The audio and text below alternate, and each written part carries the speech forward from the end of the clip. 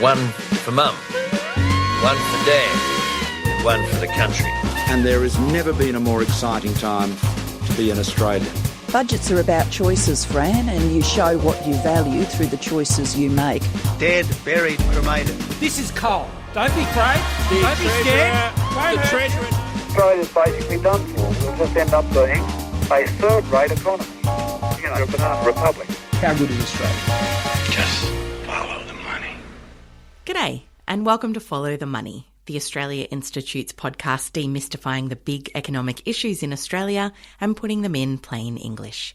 I'm Ebony Bennett, Deputy Director at the Australia Institute, and welcome to our summer series, where we bring you conversations from our webinars this year. This episode, we bring you a conversation on leadership with ACT Chief Minister Andrew Barr, who has not only overseen Canberra becoming the first 100% renewably powered jurisdiction in Australia, but also the most COVID-vaccinated city in the world. This episode was recorded live on the 17th of November 2021, and things may have changed since recording.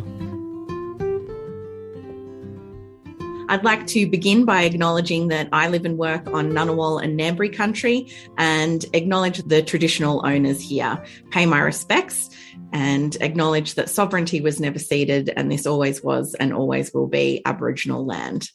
I'm delighted to welcome the ACT Chief Minister Andrew Barr, who's led a positive and progressive agenda for Canberra since being elected Chief Minister in 2014.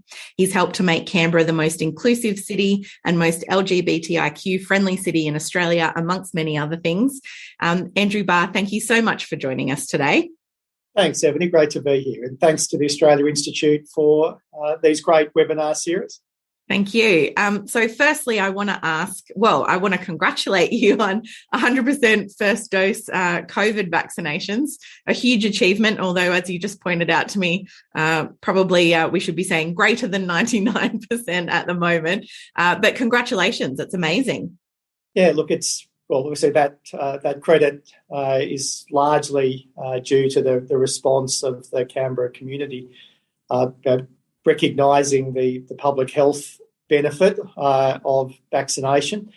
That obviously very significantly accrues to the individual and their family and friends, but it is clearly something that benefits the entire community. And we've seen the practical outcome of a very highly vaccinated community in our COVID statistics as we've been progressively opening our economy and sort of reintroducing all of those things that we were so used to that had to be temporarily suspended in order to respond to the pandemic. So that we have so few people in hospital with COVID-related disease at the moment is a reflection of that very high vaccination rate. So Canberra, as I mentioned, obviously had a long stretch where it was COVID-free, but once the New South Wales outbreak got out of control earlier this year, it did feel inevitable that it would get here, and of course it did. You were pretty diplomatic for most of the time, but you at points were quite critical of New South Wales's approach in particular, noting that the Premier at the time was making decisions that ended up not just affecting the New South Wales jurisdiction, but often the entire east coast of Australia. And you copped some criticism, I think, for prioritising high vaccination rates before relaxing COVID restrictions. But I never really heard you set an upper limit. Obviously, we've done amazingly in terms of vaccination rates there, but not setting that upper limit on vaccination rates. Was that a deliberate strategy on your part? Well, look, it was, but informed by past vaccination uptake in the ACT, and I guess framed against what I felt was a lack of ambition at the federal government level for the level of vaccination that Australia could achieve. That there was always this sort of sense, particularly emerging from the Commonwealth, that getting to 70 or 80% was about as good as it was going to get. And so that's why all of the modelling was commissioned around those sorts of vaccination levels. And it became very clear during the course of our vaccination program that the only thing holding the ACT back from where we are now was lack of vaccine supply. And I think it's proven to be the case in other jurisdictions as well, particularly with the added impetus of having an outbreak and being in lockdown. You do see ACT, New South Wales and Victoria having the highest vaccination rates. So I guess there was always a question about the vaccine hesitant or the anti-vax community as to how big that would be as a proportion of any population. But the Commonwealth seemed to view it, at being about 20%, when I think in reality, in some jurisdictions, it might be that high, but in many, it's significantly smaller. Yeah. So we should have aimed higher. We did as a jurisdiction, and we put in place the framework to achieve it. And that was the most efficient mass vaccination program run by a state or territory government. Excellent engagement with primary healthcare, so GPs, pharmacists, and then the targeted outreach programs. So I think the key point I'd want to make here is that our vaccination rates, yes, are impacted by our relatively small population compared to larger jurisdictions, the fact that ACT is a city state, but it is also the result of an incredible amount of hard work to get vaccines to people who otherwise would not have rocked up to a mass vaccination hub or engaged with their GP or pharmacist.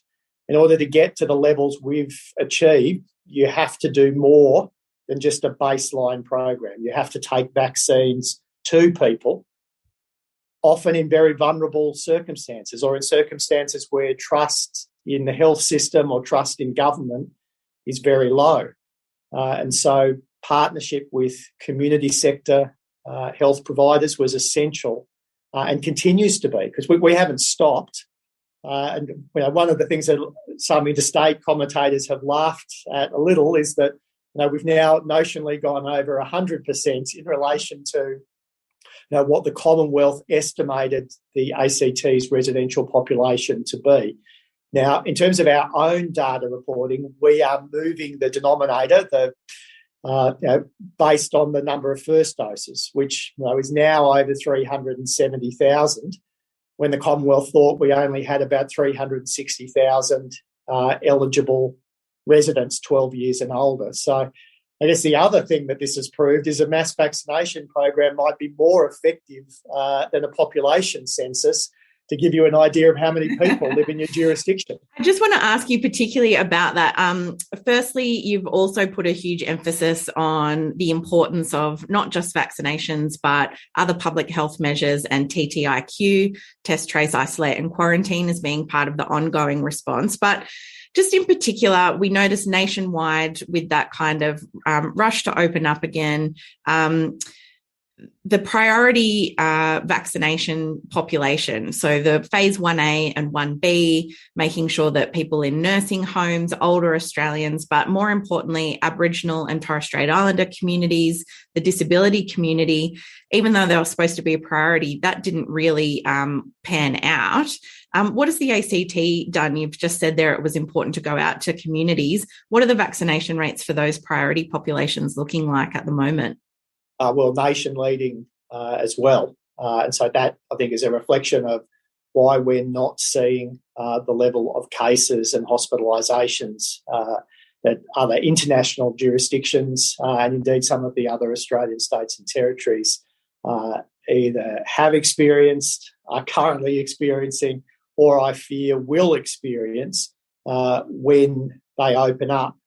Now, all of the modelling demonstrated that that the higher the level of effective vaccination, and effective vaccination means a couple of weeks after you've had your second jab, that the higher that is, the lower the transmission potential, the lower the new case numbers, the lower the hospitalisations, and the lower the number of people requiring intensive care within the health system. So it was always the case that if with vaccine supply, not an issue, but as long as you then put in place a set of vaccine delivery mechanisms that would cover off not just your mainstream middle-class communities, but extend more broadly across any number of different sectors of the entire community,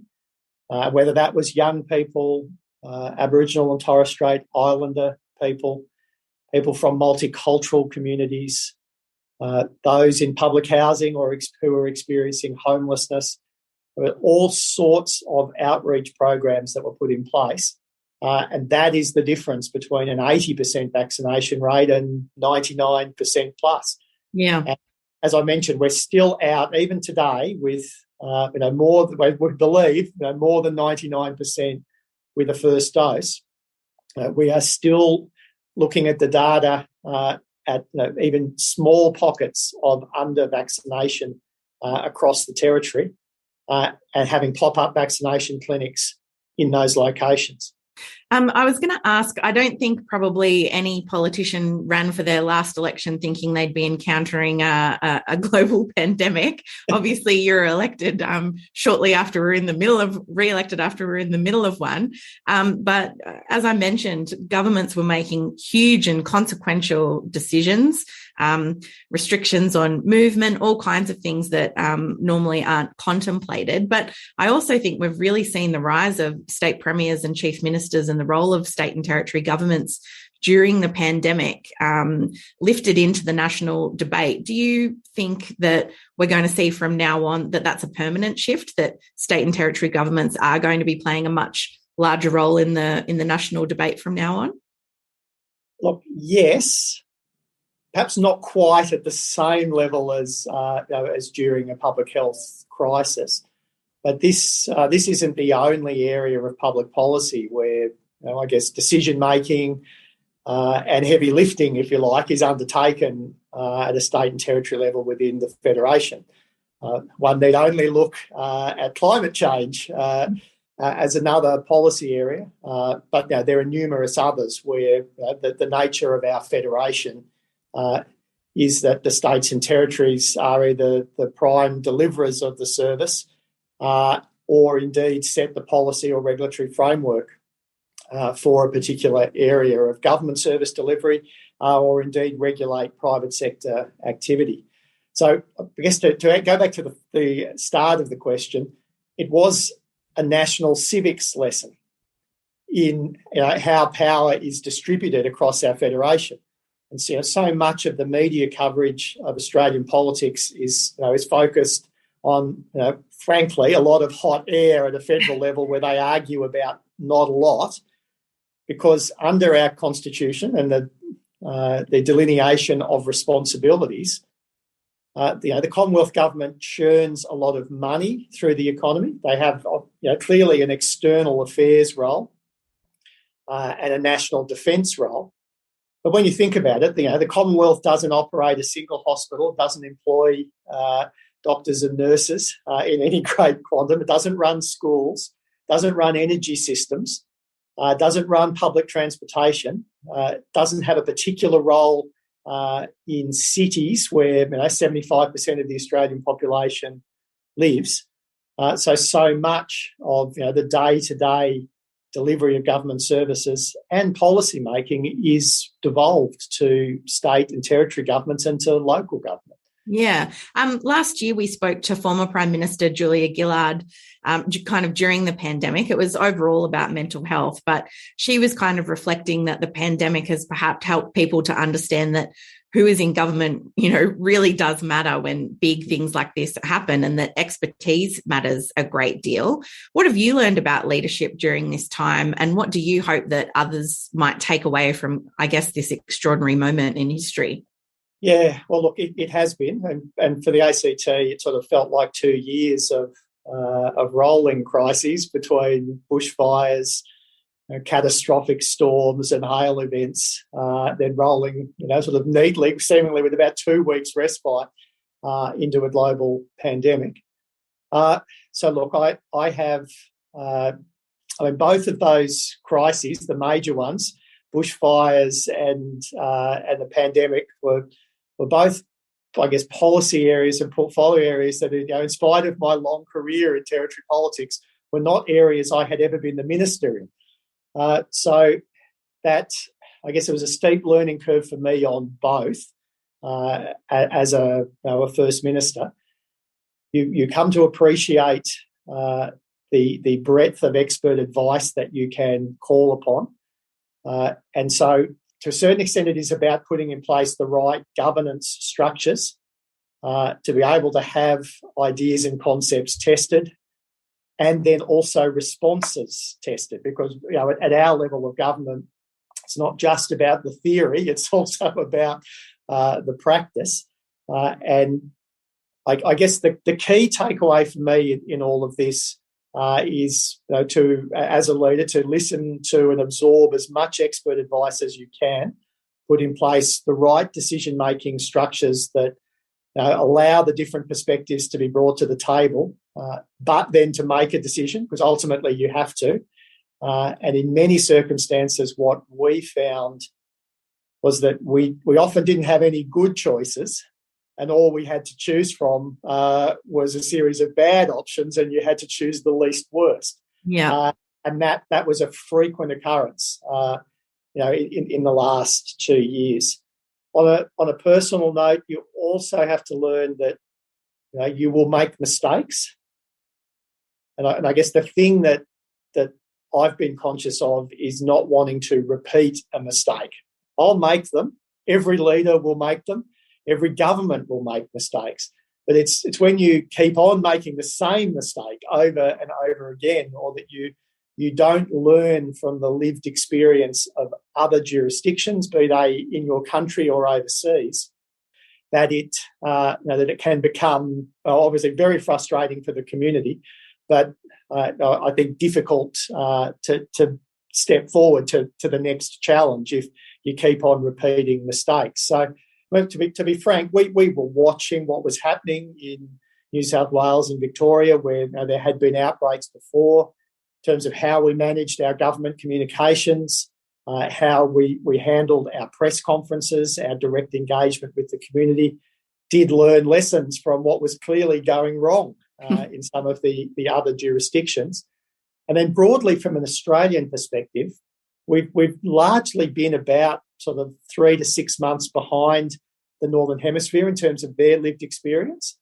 So again, a key lesson for us, and what we need to focus on in the next 5 months, is to get our booster program rolled out before the next Australian winter, because that is the next major risk point for us in terms of COVID, as we're seeing in the Northern Hemisphere, as immunity starts to wane a little amongst certain sections of the population, and that they have a significant unvaccinated cohort.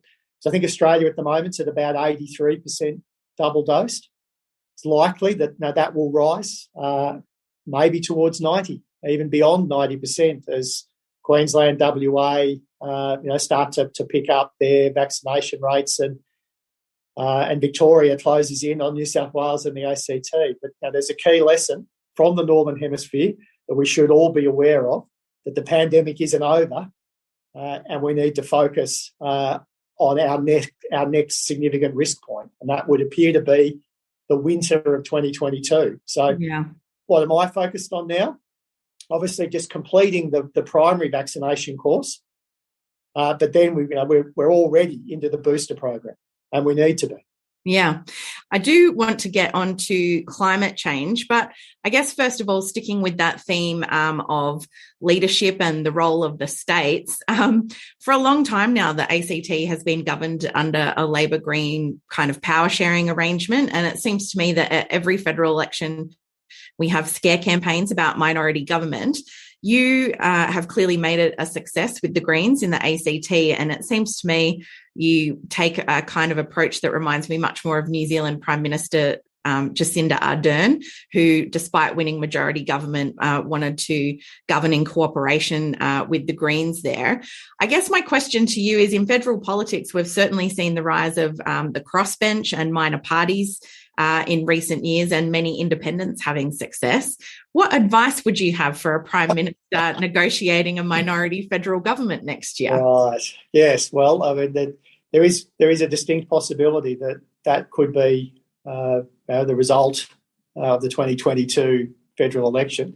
It will certainly be the case in the Senate that even if there is a majority on the floor of the House of Representatives, that all legislation will need to be negotiated through the Senate. Look, there's many things I could say. I think the pragmatic advice is that the institutional framework that governs the ACT power sharing arrangements, and it has done for a number of parliamentary terms, it is a written agreement that outlines shared policy objectives, puts in place a framework to deal with matters that might be contentious before a cabinet, and resolves the issues associated with supply, no confidence in ministers and the First Minister and the like, and the conditions under which you can operate a stable government. I think we've demonstrated that we can. I would argue the circumstances in the ACT make that more realistic because of the electoral system and the nature of the territory economy, and frankly the goodwill that both the Greens Party and the Labor Party bring to our governing arrangements. Look, it helps that Shane Rattenbury and I have known each other for a while now. We might have been at ANU together in the 1990s, although I knew of Shane, and we amusingly ran on the same ticket in student politics way back then. But we probably got to know each other a lot better about 15 years ago, and have been working together very well since then. So I think part of that is leadership. And your capacity to be able to compromise. I have a saying that if I can get 80% of the policy outcome, often you'll take that. It's better than getting nothing. And I think we have seen countless examples at the federal level where it's sort of an all or nothing approach and an unwillingness to compromise at times has led to governments or prime ministers falling. So. Look, I think the nature of the electoral system, though, does make a big difference. Mm. We've had 10 elections in the ACT. Only once has there been a majority government, and there were some pretty unusual circumstances that led to that. So the starting point is that you're either going to be governing in minority or governing as some form of multi-party coalition. The same can be said of the New Zealand electoral system. And so you work together. Doesn't mean you agree on everything or that the priorities are exactly the same all of the time. But we've been able to do that very effectively. I will say it does take a good degree of my time, though. I have to carve out a certain amount of time just to manage a multi-party government and system. But that is what it is. That's part of my job. I would argue we're going okay at it because we've been able to deliver a range of very significant nation-leading, often international leading reforms, and hold a government, a multi-party government together very safely. Yeah, absolutely. And that, I guess, brings me back to climate change in terms of nation leading. The ACT really has been leading the way, particularly around climate policy for many, many years now. I think beginning with the reverse options around solar power, but obviously going 100% renewable last year. We've just seen the Glasgow Pact sign after enormous amounts of consternation. The Prime Minister appears to have secured a net zero by 2050 commitment from the Nationals, so that's looking a little bit wobbly. I was really interested to see that the ACT and New South Wales had both signed up to the COP26 declaration on accelerating the transition to 100% zero emission vehicles. My first question is, how is that transition going in the ACT, particularly in terms of things like electrifying the bus fleet and things like that? Look, really, really well. We've got a number of major procurements either already underway or in the pipeline in terms of market sounding, looking at new technologies, and then looking at how we can integrate, for example, vehicle-to-grid technologies.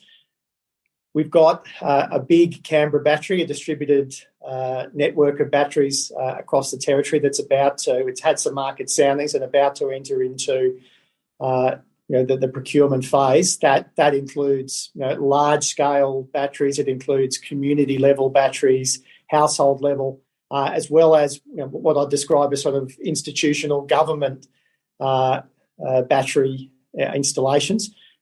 Things that would be tied, for example, to public transport depots, where you would store and recharge a fleet of buses, but also associated with universities, TAFEs, schools, public health facilities. And so we're looking across the portfolio of territory government buildings and assets as to how we can have this really big battery. It's got multiple purposes: network stability, reliability of power supply, being able to strategically locate batteries so that you don't need to undertake further expensive network augmentation on the poles and wires front, for example. And then I think looking at the South Australian government model and that partnership with Tesla, the potential to arbitrage and actually earn income for the territory. So all of these projects are either at the cutting edge of state and territory government, or we're a fast follower of one of the other states or territories. As much as I like the ACT to be first in everything, we can't be. But where we're not first, I want us to be an early adapter and a fast follower. If another jurisdiction has trialled something and it's worked, then it's definitely worth our while to either partner with them or to pursue something independently. And you mentioned New South Wales, and a big shout out to Matt Keane. We work together on a number of things. It demonstrates that you can, to use the American term, reach across the aisle and work with the other side of politics. I mean, look, we're not in direct political competition with each other. We're not, vying for the same job. So we can collaborate effectively. One of the key things that we've worked on and announced at COP26 was the Subnational Government Zero Emissions Forum, where we will work together, collaborate with other Australian states and territories, and indeed subnational governments from around the world to share ideas and best practice on how governments that sit below national level governments can work together to decarbonise their economies, to take the economic development opportunities that are going to be there in the transition. And I guess it's no surprise, just to finish, one point I do want to make is that Australia and our efforts at COP26 were a bit underwhelming, but the only reason that we are exceeding those Paris targets is the work of state and territory governments and of communities and of the business sector. The Australian government has been very disappointing, and we're going to get there, I think, off the back of the work at subnational government level. So sort of regardless of what happens in terms of national policy at next year's federal election, although I hope it will be more ambitious, we'll get there off the back of the work of states and territories, of the community and of the business sector. I just hope we have a federal government that will support us, not stand in our way. Well, you've taken the words out of my mouth. My next question was going to be about, is the federal government essentially, when it went to Glasgow and in the national plan, it was clear the Prime Minister was saying there's no new policies in this. This is all based on existing policies. I mean, to what extent are states going it alone because there is such a vacuum there at the federal level? Well, I think that's a factor. We would still have responsibilities even if the federal government was doing a lot more. So I guess I look at this as another practical example of where power and responsibility lies within the Federation. Now, don't get me wrong, we could get there a whole lot quicker and we could deliver some amazing economic development outcomes if the federal government was backing in the policy responses at a state and territory level and backing in community action. So it sort of feels like we're doing this with one hand tied behind our back. But I would want to reassure everyone who's watching this and who will watch this that there is serious intent at the state and territory level. There is the sort of collaboration that people want to see across political parties. And to a certain extent, we're just determined to get on with it. But we could do a whole lot better, get there a whole lot faster if we had a supportive federal government. And electric vehicles are one such example. If we had some better policy frameworks at a national level that backed in the decisions that state and territory governments are making, then a lot could happen a lot more quickly. So that's what I'll be looking for next year. It's not just federal government setting targets, but being practical about how they're going to work with the states and territories to actually deliver on the targets. Setting targets is one thing, and it's very important. But it's no good setting a target if you don't have a pathway to achieve it. And a lot of the doing is done at our level of government. I mean, across government operations in the things that we regulate. And, the ACT government is working with the utility that we are a 50% owner in to make the transition away from fossil fuel gas to electrify Canberra. And we're doing it because we can, and we're a part owner in the business entity that will actually deliver the outcome. I'm going to go to questions from the audience in just a second. So just a reminder that if you've got a question for the Chief Minister, please type it into the Q&A function. Much appreciated. And I might come back to you. I was going to ask you about voluntary assisted dying, but I might just do a couple of questions from the audience and we might come back to that there. The first question is from Richard Tuffin. He says, "Hi, Chief Minister. Would love to hear about the good and the bad of dealing with National Cabinet, especially the federal representatives." Okay. Well, look, thanks, Richard, for the question. I think on balance, National Cabinet has been a positive. It has meant that the Prime Minister's circle of advice is much broader than it would otherwise have been. And it has forced compromise from the federal government, but also between the states and territories. Because I think the one negative thing that people have been frustrated about is a sense that there hasn't necessarily always been a unified and coherent national response, that it has devolved a little bit and felt at times like, we're 8 different countries within one continent. But National Cabinet has also been an effective moderating exercise at times between the premiers and chief ministers. It's been an opportunity to air particular issues or policy approaches, to look at what's worked in another jurisdiction and what hasn't. But undoubtedly it has been frustrating for the Prime Minister because it's, I guess, has demonstrated to the nation that the Prime Minister doesn't hold all power in the country. And I guess I've found the level of secrecy in which he wants to attach to the forum unnecessary and surprising.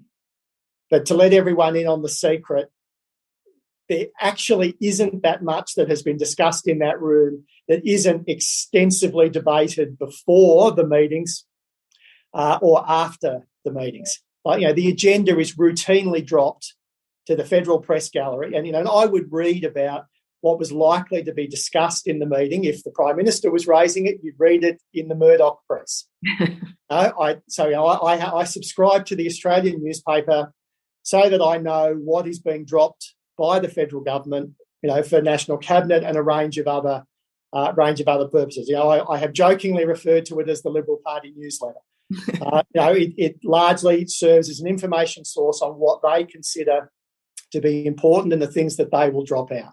But let's be frank, there are also media outlets that are perhaps more on the progressive side of the ledger that have been used by state and territory governments to advance particular agendas within the National Cabinet Forum as well. So there aren't that many secrets given there's so many people in the room. The one thing I would say is that it has been important, and I think the group has held together well in this regard, that some issues required consideration over more than one meeting.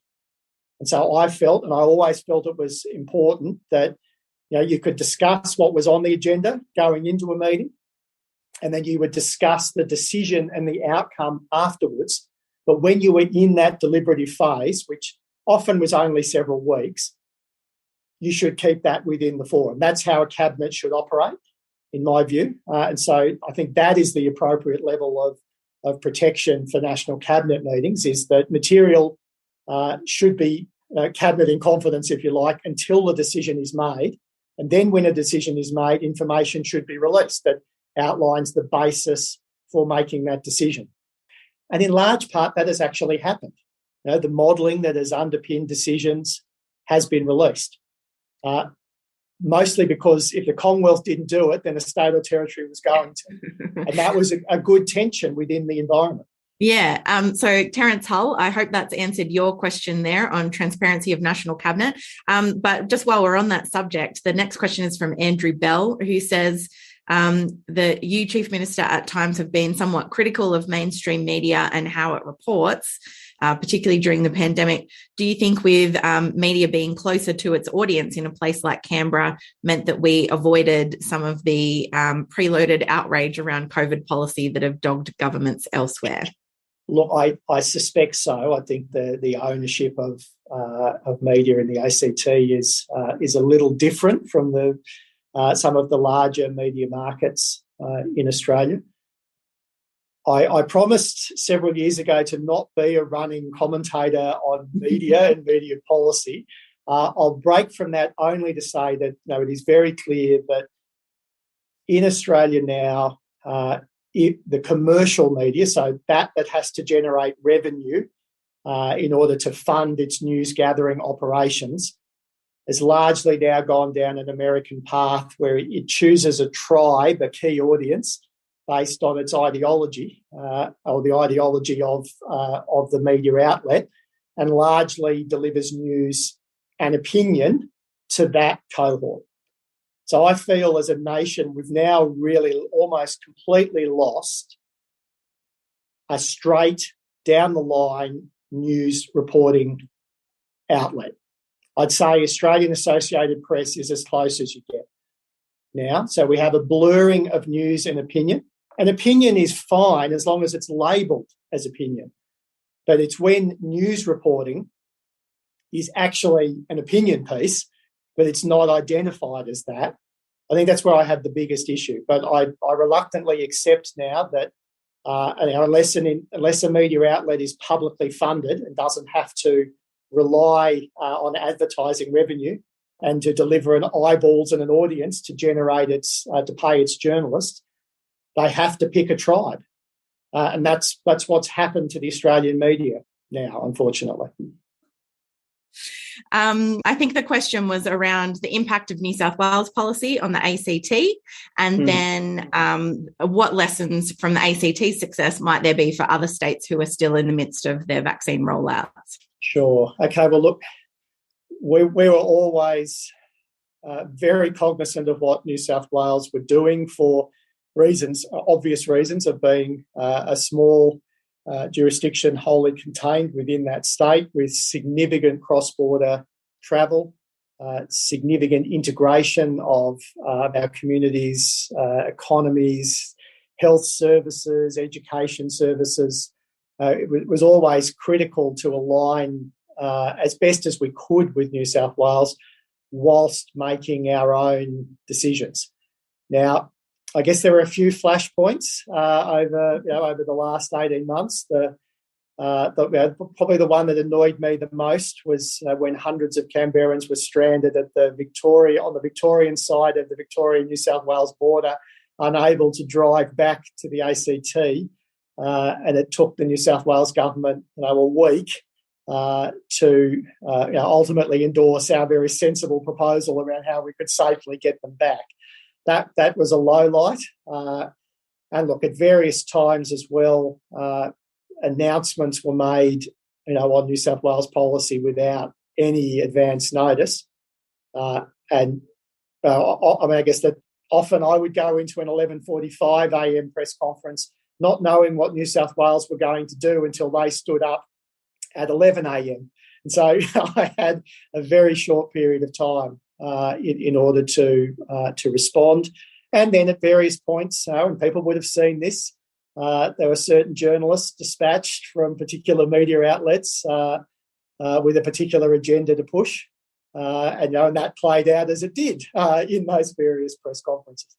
The next question that I've got is from Neil Norman, who says, this one's particularly for my fellow Canberrans. With such a high rate of vaccination, does this mean the multiculti will be back on in 2022? Look, I'll leave that to Minister Chain to make the public announcement on. But what I have said is that see a number of these big events take a lot of resources and time in advance to prepare. So a number of our events for 2022 are still going to be COVID impacted, might look a little bit different from how they've been run previously. And so I think people should look to 2023, all things being equal, and no more lockdowns and COVID outbreaks to see when events in Canberra might return to what we were used to pre-COVID. But we'll have a little bit more to say about multicultural festivals, Enlighten and Floriade, amongst others, in the not too distant future. But we're having to run New Year's Eve different this year as well, just to reflect the COVID circumstances at the time. I will say, as much as I love Floriade, I've very much enjoyed Floriade coming out to the suburbs. In my particular suburb, it's been lovely. Yeah, So, yeah, I think that's one of the great lessons, actually, and experiences that we'd want to retain as part of the event in the future. That it doesn't just have to be in one location. The next question that I've got is from Thomas Adam, who says that it's been a very long 20 months for everyone in Canberra, but could you provide assurances without going into what you've already done to small business that you'll start to hear some of their concerns to do more? And I know that the opposition leader, Elizabeth Lee, has also been quite critical of efforts to help small business. What's the ACT government doing on that front? Well, it's, in fact, the single largest area of new expenditure in this year's budget. So over the course of the pandemic, $475 million of assistance has been directly paid to businesses across the ACT economy, small, medium and large. Businesses in the ACT also received billions of dollars of JobKeeper assistance, perhaps distressingly in terms of the design of that particular program. Nearly $200 million was paid to businesses whose revenues went up during the pandemic. So the Commonwealth Treasury have undertaken an analysis of both household and business balance sheets pre-pandemic and where they were in September of this year. And found over $330 billion of accumulated savings across household and business balance sheets across the nation. Now, the ACT is around 2% of the national economy, so we can anticipate that around $6 billion to $6.6 billion is sitting in the balance sheets of households and businesses. Now, obviously, not every household and not every business, but aggregated economy-wide, that is an extraordinary amount of both Commonwealth and Territory government stimulus that's sitting on household balance sheets and business balance sheets that's now either being invested or spent. So I keep a very close eye on the weekly data that's emerging out of the banks in particular on spending in the economy. And what we're seeing is that in the week just past, that spending in the ACT economy is up 20% on the equivalent level in 2019, pre-pandemic. Wow. And so there is a very strong V-shaped recovery occurring in the Territory economy at the moment. Now, of course, the breadth of that and the depth of it is still to be determined, and it will vary from industry to industry. But what we are seeing, is a very significant spend in hospitality because we haven't been able to for weeks and weeks. So try getting a booking at a restaurant at the moment, even as restrictions have eased. It's clearly money that's flowing through the economy. Is this fiscal year or this calendar year going to be the best year ever? No, of course not. We've just had one of the most significant economic shocks in modern history.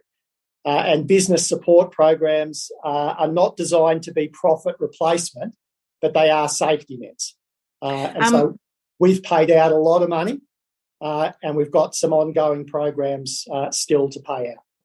While we're on the subject of the economy, last year there was a pretty clear rejection from voters in the ACT of the lower taxes, better services slogan from the Liberals. I think people could see the cognitive dissonance there. You've committed to a whole bunch of tax reforms, including land tax reform. I noticed, speaking again of Matt Keane, that New South Wales potentially is going to be exploring some of those tax reforms as well. As we look towards the recovery and as people, I think, have come to expect a lot more of government services, how important is it going to be to look at the revenue base of government and tax reforms at the state level as we go forward?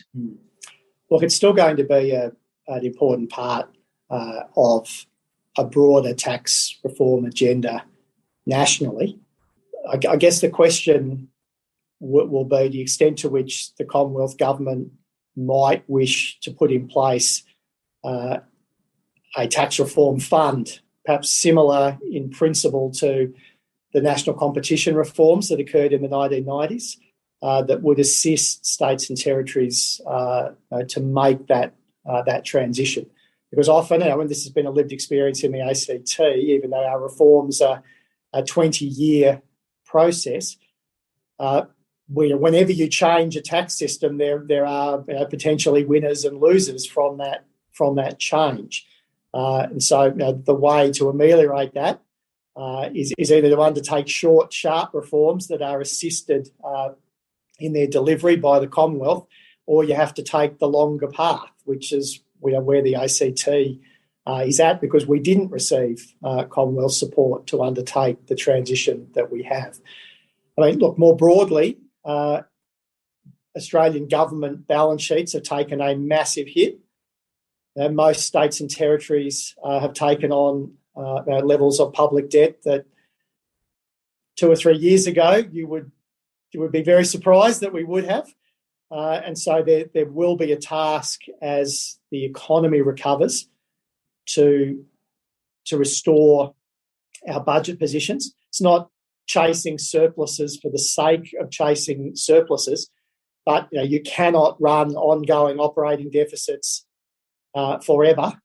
And so the task for the ACT, as will be the case for the other states and territories, will be a gradual repair of our budget positions.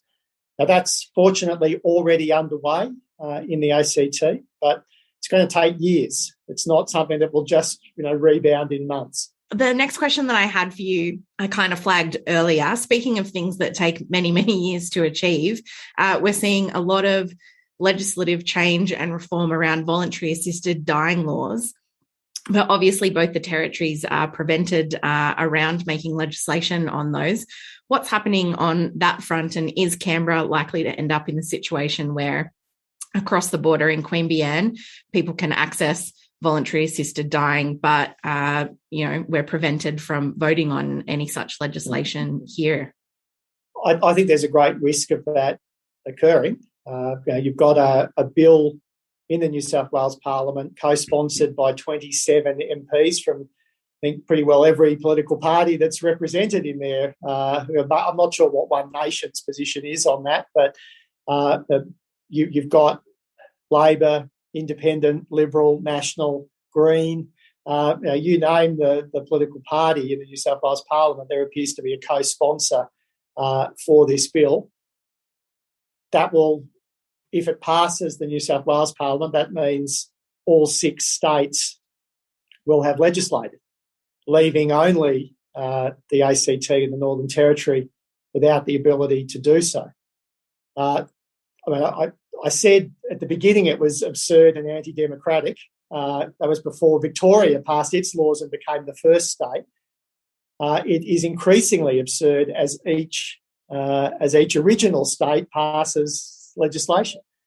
So there's really two paths forward here. Either the Commonwealth Parliament determines to overturn the Andrews Bill and allow the territory parliaments to have this debate like our state colleagues, or I guess the other pathway is the Commonwealth legislates itself for the territories. Now, the more democratic means would be the former, to devolve the issue to the territory parliaments in the same way as the states have been able to deal with it. But there is an alternate pathway, and so I guess it depends on whether your principal position is around territory rights and you have a different view on voluntary assisted dying, or whether in fact you're most interested in the outcome, the actual policy outcome, rather than the means to which to achieve it. So I think they're the two pathways forward. The issue isn't going away. I would expect in the next federal parliament that at the very least there'll be a private member's bill with a conscience vote on the matter. I would hope that there might actually be a government-sponsored bill that would pass through both houses with a view to removing the veto and allowing the issue to be considered over a period of time in an in-depth way by the two territory parliaments. And I will note that the Australian Institute did hold a forum just before lockdown with a cross-party group of MPs or MLAs from the Legislative Assembly. For people who are joining us not from Canberra, it's a very big issue here in Canberra, and really encouraging to see that even MLAs who don't necessarily personally agree with voluntary assisted dying, like Julia Jones, who came along to speak to our Politics in the Pub, are still very conscious that the territory should have the rights to legislate on this in a democratically or in a democracy, essentially. So a long way to go on that one. Thanks for answering that one. Just to finish up, I want to come back to the pandemic. The pandemic leadership is obviously the theme here, but we've got a couple of people in the questions asking about what's the modelling say and what does the public health officials say about what's happening for under 12s, people who can't be vaccinated at the moment, and what are we expecting there? How do we keep kids safe?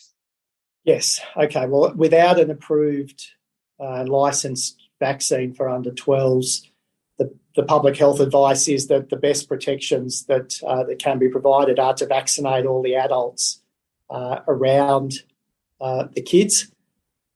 The actual evidence in terms of infections, transmissibility between children, the severity of infections, the number of hospitalisations, the proportion of cases requiring intensive care, and the number of people who've succumbed to the virus and the disease are much more positive for under 12s. So, in short, the public health advice is that kids transmit less. If they get the virus, it's less severe. The disease is less severe. The data that was presented to the last National Cabinet meeting is that the hospitalisation rate is very, very low compared to adults, and that there have been no deaths in Australia from anyone under 12 from COVID. So that's sort of the lived experience. Obviously, there will be more transmission, there will be more cases whilst we await the results of the trials, particularly of the Pfizer vaccine.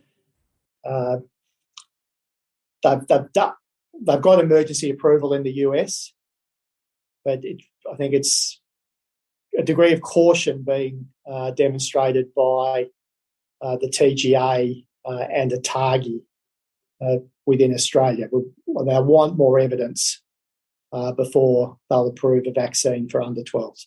Thank you so much. We've probably got time for one last very quick question.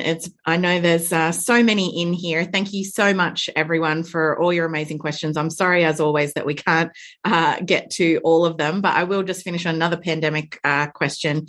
There's a question here. What tips do you have for business in relation to reopening in the current climate? Should they be demanding that workers be vaccinated, employ people to check credentials? What's your advice as we're opening up in general? Okay, well, in an ACT context, with the vaccination rates that we have, we are not mandating vaccination in most settings. In some high-risk settings, particularly where workers would be dealing with unvaccinated people, so particularly children under 12, there are requirements.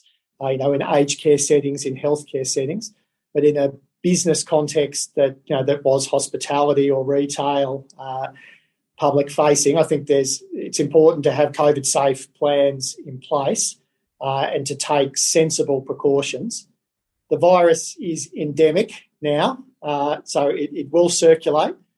The vaccines provide the most effective protection against severe disease, but there still is a role for public health, social measures, and for test, trace, isolate, and quarantine. But they are not the primary drivers of the public health outcomes now.